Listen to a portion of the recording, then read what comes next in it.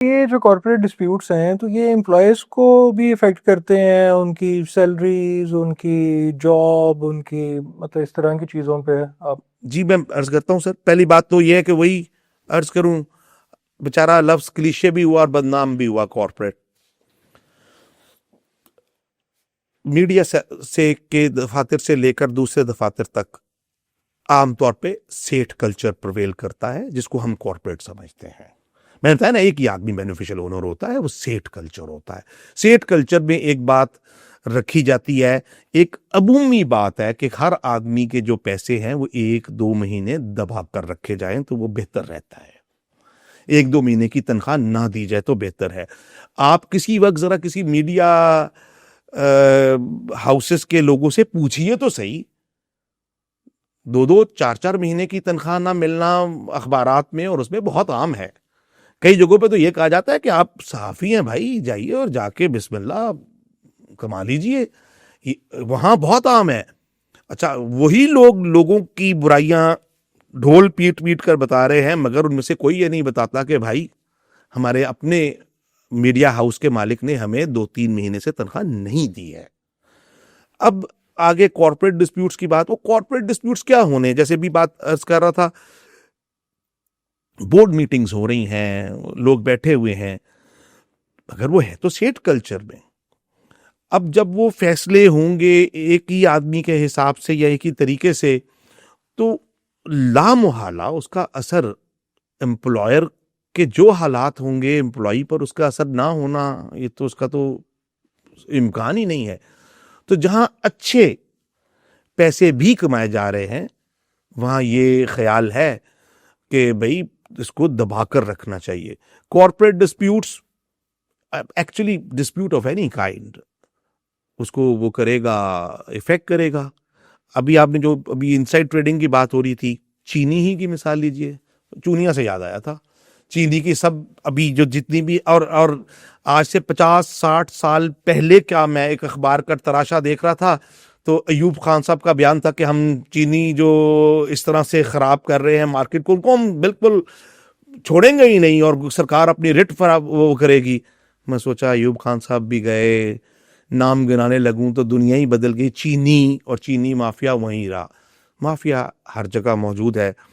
बाकी ये एम्प्लॉइज, जाहिर है जहां लेबर लॉज, दूसरी अदालतें, कोर्ट्स फंक्शनल नहीं होंगे, फंक्शनल होंगे तो इफेक्टिव नहीं होंगे, वहां हर तबका जो अपना हक हासिल बजोर नहीं कर सकता, उनमें एम्प्लॉय शामिल हैं। जैसे ही कोई डिस्प्यूट होगा, देयर बी द फर्स्ट सफर, वो पहला सफर करने वाला आदमी वो होगा। अच्छा, ये मतलब एसईसीपी की जो पावर्स ख़ास तौर पे जो पब्लिक लिमिटेड कंपनीज़ पे हैं, वो आपको भी लगता है कि वो बहुत ज़्यादा पावर्स हैं या वो एक एज़ अ रेगुलेटर ही हैं? कई दफा मैं पढ़ता हूं तो मैं तो हैरान रह जाता हूं कि they have a lot of powers, और उनके पास क्वाज़ी जुडिशियल पावर्स भी है। यानी अब तो बहुत बेहतर, यानी सीएलए से, कॉर्पोरेट लॉ अथॉरिटी से जब मैं इसको कंपेयर करता हूं, क्योंकि ये कॉर्पोरेट लॉ अथॉरिटी से हमारे सामने एससीसीपी की शक्ल इख्तियार की, इसमें तो बहुत पावर्स दी गई हैं। यानी अगर मेरे नजदीक एससीसीपी दुरुस्त अंदाज में काम कर रहा हो तो वो जो सारे मसाइल हैं उनमें से बेशतर हल हो सकते हैं। मैं ये नहीं कहता सारे, वो जो बात हो रही थी शेयर होल्डिंग पैटर्न की, बोर्ड की मीटिंग्स की, और तमाम डॉक्यूमेंट्स को अकॉर्डिंगली वक्त पर एससीसीपी की फाइल पर आ जाना। अब फर्ज कीजिए मैं एक बैंक का एक नुमाइंदा हूं और मैं फाइनेंशियल इंस्टीट्यूशन हूं and I want to give finance facility to someone, तो मैं सबसे पहले क्या देखूंगा, या मैं किसी से भी उससे राब्ता जोड़ना चाहता हूं किसी कंपनी के साथ, तो ये हक कंपनी होती है इसीलिए है कि मैं एससीसीपी में एक दरखास्त दूं, it's a public record, I should look into that कि इसके कौन लोग करता धरता हैं, इसके पीछे इसकी इक्विटी क्या है, इसकी बैलेंस शीट क्या कहती है, ये सब चीजें मैं देखकर एक इन्फॉर्म्ड डिसीजन करूंगा। अब एससीसीपी का ये काम है कि ये फाइल जब मैं देखने जाऊं तो अप टू डेट हालत में मौजूद हो। जब मैं वहां देखता हूं कि 3-4 साल के फॉर्म्स ही नहीं लगे हुए, कभी किसी ने शो कॉज नोटिस भी नहीं किया हुआ, कभी किसी ने फलां मामले पे पेनल्टी भी नहीं की, तो दो तरह के मामला वहां पे भी हैं। Incompetence and unwillingness to do that, दोनों ही बातें हैं। People are incompetent. एससीसीपी के बेशुमार लोगों से बात हुई, उनको अपनी पावर्स का कोई अंदाजा ही नहीं था। वो सिर्फ चार्ज रजिस्ट्रेशन को और फॉर्म 10 के आने जाने को ही, जैसे मैंने कहा ना, उसी को ही कॉर्पोरेट और उसी को ही समझते हैं। ये इवन एससीसीपी का हाल है।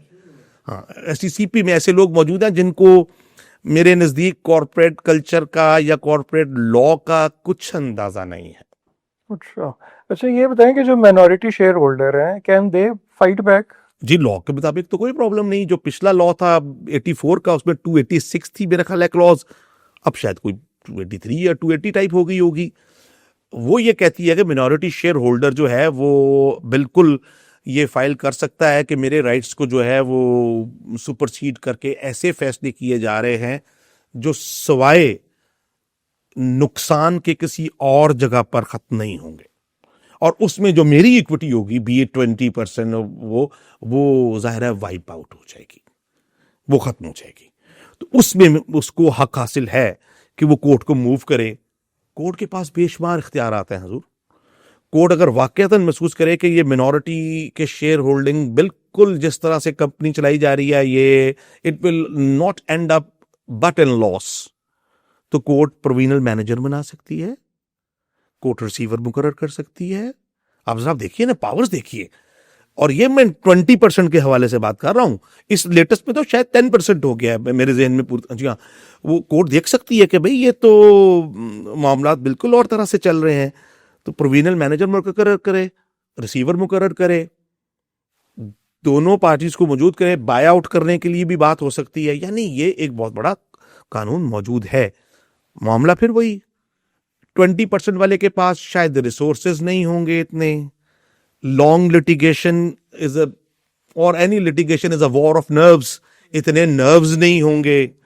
शायद इतने अच्छे जजेस ना हों जो इस बात को, जिसको मैंने कहा कि पीएम मुकर्रर कर दें या रिसीवर मुकर्रर कर दें, इतनी इतनी शायद डेडिकेशन ना रखते हों।